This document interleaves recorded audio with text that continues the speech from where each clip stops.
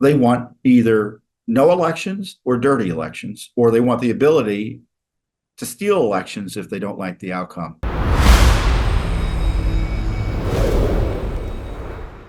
Now, if the left media had its way, and I call it the left Borg, that's a Star Trek reference for those of you who don't know, you can look it up, you'll see what I mean. This groupthink that tells us we're not allowed to be concerned about election integrity. How dare you demand that there be voter ID? How dare you believe that mass mail-in ballots isn't exactly the best way to ensure that votes are cast accurately and fairly and free of fraud? That ballot harvesting, they say, how dare you try to stop strangers from going around collecting votes from people and showing up with them and dumping them? How dare you object to that? But of course, we're not scared, and we stand strong against this. And one of the ways we stand strong on behalf of free and fair elections is to challenge in federal court those states and localities that fail to follow federal law to take reasonable steps to clean up the rolls. And to that end, we just filed another lawsuit against Illinois to require that state to follow the law to clean up the rolls, because the rolls there are a mess. Now, we've done this before. We've done it in California, New York, Pennsylvania, Kentucky, Indiana, Ohio. We settled with most of those jurisdictions. Kentucky, I think, was a consent decree, it wasn't a settlement. And all of that has resulted previously in 4 million names being removed from the rolls, 440,000 in New York City. I forget the number in Pennsylvania. 1.2 million was confirmed in LA County alone. So 4 million in the last year or so by Judicial Watch. So we looked at the numbers in Illinois. Our election team, led by Bob Popper, who's a former Justice Department attorney, civil rights expert, voting law expert, and his voting law colleagues and experts here at Judicial Watch, looked at the available data. And it isn't just, well, Judicial Watch is just making up these numbers. How do we know?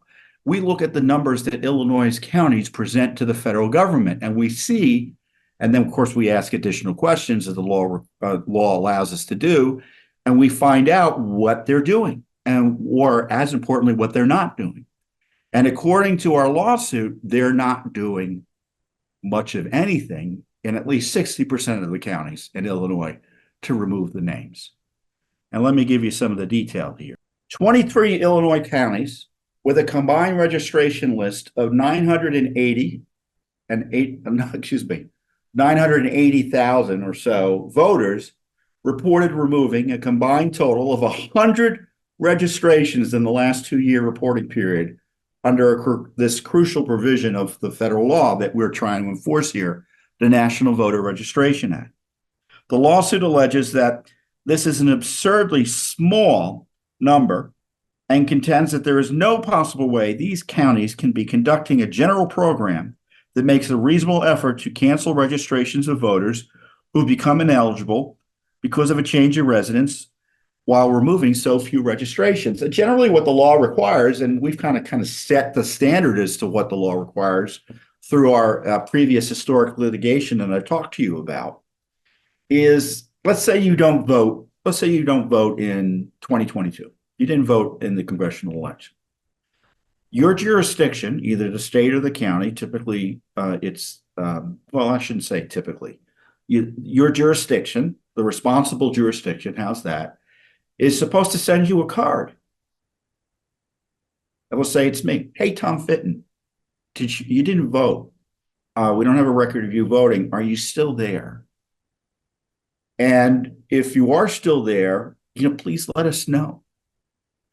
And what happens is, unless the voter responds affirmatively or votes in the 2 next federal elections, so you don't necessarily have to respond, but if you just show up and vote over the next 2 federal election cycles, so 2024 and 2026, if you still don't show up and you don't give an answer that you still want to be registered, they're supposed to remove you from the rolls. So what happens is states either don't send the cards out, they don't make any inquiry, and the list just gets dirtier and dirtier, because in America, which is still a free country, people move around a lot, right? And so people move and die. And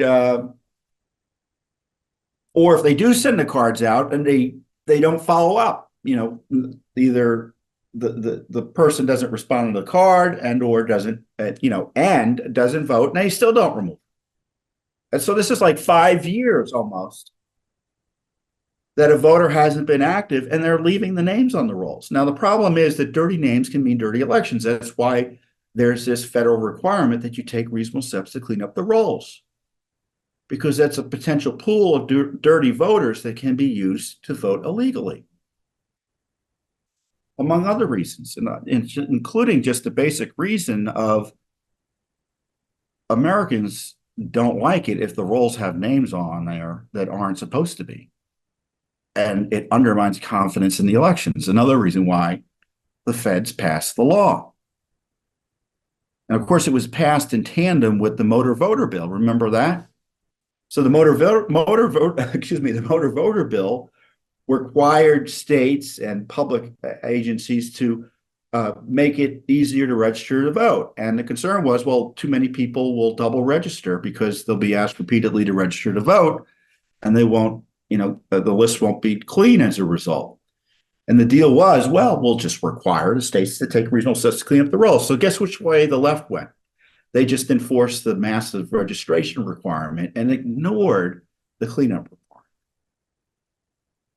So this is a big lawsuit. Illinois is a big state, and there are a lot of major issues. I mean, Cook County, which is where Chicago, is, I don't think they're even reporting data. And, as we lay out, if they're not reporting data, it probably means they don't have good data to report. So they're probably on that list of counties that isn't doing what they're supposed to do and removing the names. And those numbers could be potentially huge. So I'm thinking that there are tens of thousands, if not hundreds of thousands, of extra names on the rolls in Illinois that need to be removed. And I talked about this in announcing the lawsuit, and I made another video on it, which nicely summarizes it for you. And I encourage you to share it as well. So let's run that now. Hey everyone, Judicial Watch President Tom Fitton here. Election integrity update. Judicial Watch is in federal court against the state of Illinois because that state and its counties haven't been cleaning up its election rolls. The counties simply haven't been removing names as they're supposed to. That means tens of thousands, if not hundreds of thousands, of extra voting names are on the rolls. Dirty election rolls can mean dirty elections. Now, we're not coming to this effort lightly. We've already been in court, and we have results to show for that work. Upwards of 4 million names removed from the rolls in places like New York City, in California, in Pennsylvania. More needs to be done. That's why we're in Illinois now. So as I note, this isn't our first rodeo, and we've done this type of litigation before. We know what to look for. And it's getting increasingly frustrating, at least to me as president of Judicial Watch, despite very liberal jurisdictions settling with us when we raise these issues. Los Angeles County in California, they settled with us. Now, did it solve the problem completely in California? I'll talk about that in a minute. New York City settled with us. Pennsylvania settled with us. New York removed 440,000 names, I think, after we blew the whistle as to what they were doing. DC, we didn't sue, so they didn't settle. They removed 100. They're going to, if they haven't already, removed 138,000 names because of Judicial Watch pressure. And then our lawyers know what they're doing. And we're some of the top election lawyers in the country. And what they found in Illinois, beyond what I told you earlier, I mean, there's even more. Their own reported data. So this is Illinois material. This is not Judicial Watch's data. This is Illinois' data. Show that more than 1/5 of the counties remove few or no registrations, as I say, under this National Voter Registration Act, this motor voter bill. Illinois informed the Federal Election Assistance Commission that 34 counties simply failed to report any data about removals. Well, no data suggests no removals, in my view. And that's what we alleged. 19 of these counties also failed to report any data regarding registrations removed because of the death of a voter. I mean, that's a really easy, that's what they call, well, I shouldn't say they call, to use the famous phrase or the well-worn phrase, low-hanging fruit. If a county or a state isn't removing dead voters, I mean, what on earth is going on?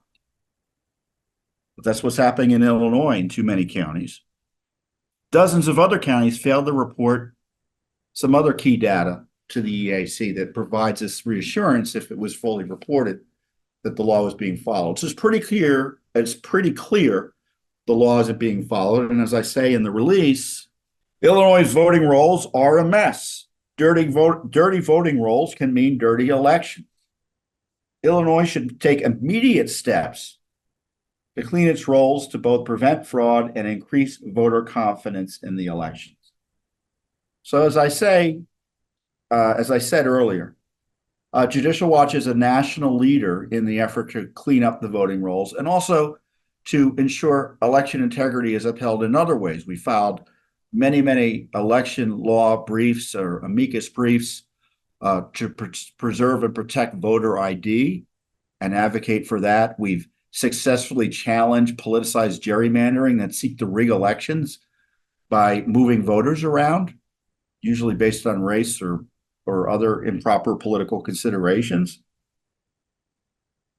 And as I said before, we've got this demonstrated record where our heavy lifting has gotten astonishing results to remove upwards of 4 million names from the rolls. And that's just in the last year or two.